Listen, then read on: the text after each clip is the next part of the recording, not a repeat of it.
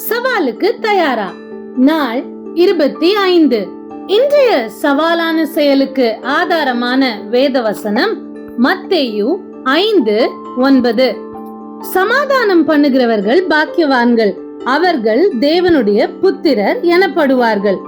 ஆம், சமாதானம் பண்ணுவதுதான் இன்றைய சவாலான செயல். எப்படிலாம் நம்ம சமாதானம் பண்ணலாம்? நமக்கு நிறைய ஆப்ஷன்ஸ் இருக்கு. ஆப்ஷன் 1, ஒருவேளை நம்ம குடும்பத்துல ஏதாவது ஒரு ஆர்கியூமெண்ட் இருக்கலாம்.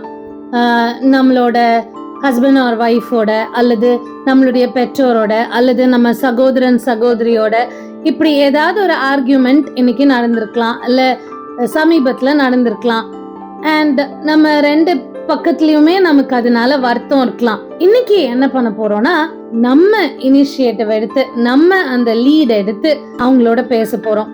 சரி, அன்னைக்கு கொஞ்சம் நம்ம ஜாஸ்தியா ஆர்கியூ பண்ணிட்டோம், இனி அதை மறந்து விட்டுறலாம், நம்ம சமாதானமா போயிடலாம், நெக்ஸ்ட் டைம் நானும் இவ்வளவுதான் பேச மாட்டேன் அப்படின்னு சொல்லி அந்த ஒப்புரவாகுதல நம்ம இன்னைக்கு லீட் பண்ணி அவங்களோட சமாதானம் பண்ணலாம். இது ஆப்ஷன் 1.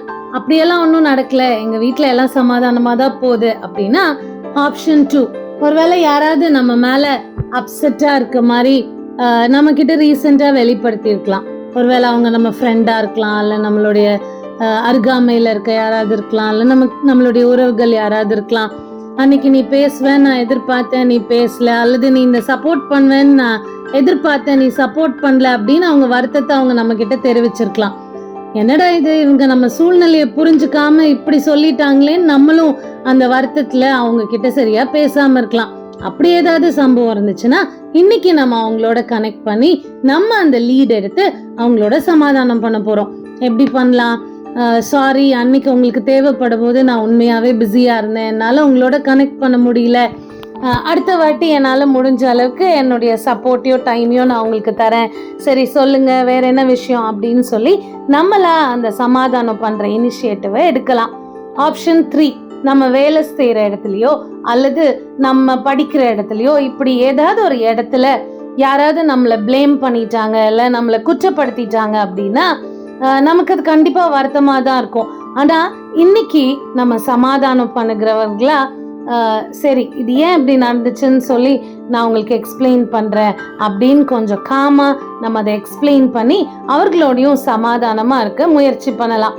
ஒருவேளை இப்படியும் ஒன்றும் இல்லை அப்படின்னு சொன்னா நம்மளுக்கான ஆப்ஷன் 4, யாராவது நம்மளை பத்தி ஏதாவது ஒரு நெகட்டிவ் கமெண்ட் அல்லது நமக்கு பிடிக்காத ஒரு கமெண்ட் நம்மளை பத்தி சொல்லியிருக்கலாம், அல்லது நம்மளை வருத்தப்படுற விதமா நம்மளை பத்தி ஏதாவது அவங்க பேசியிருக்கலாம், அதனால நம்மளுக்கும் அவங்க மேல வருத்தம் இருக்கலாம்.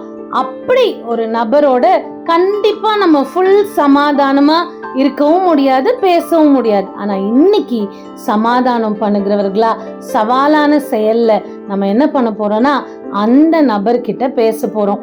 எனக்கு நீங்க அன்னைக்கு அப்படி சொன்னது வருத்தமா தான் இருந்துச்சு, நீங்க அப்படி பேசாம இருந்தா நல்லா இருந்திருக்கும்னு நான் நினைச்சேன், ஆனாலும் அதெல்லாம் நான் எதுவும் மனசுல வச்சுக்கல, இனிமே எப்பவும் போல நம்ம நல்லா பேசிக்கலாம், ஆனா அந்த மாதிரி என்கிட்ட கொஞ்சம் பேசாதீங்க அப்படின்னு சொல்லி அவங்களோட நம்ம ஒப்புரவாகலாம். அல்லது ஒருவேளை நீங்க அப்படி பேசுனதை நான் கூட தப்பா புரிஞ்சிருக்கலாம், அது எனக்கு ரொம்ப கஷ்டமா இருந்துச்சு, ஆனா இனிமே நான் எதையும் மனசுல வச்சுக்கல, உங்களோட நான் 100% சமாதானமா இருக்க விரும்புறேன், உங்களோட உள்ள இந்த உறவை நான் வேல்யூ பண்றேன் அப்படின்னு சொல்லி நம்ம சமாதானம் பண்றவங்களா நம்மளுடைய குணத்தை வெளிப்படுத்தலாம்.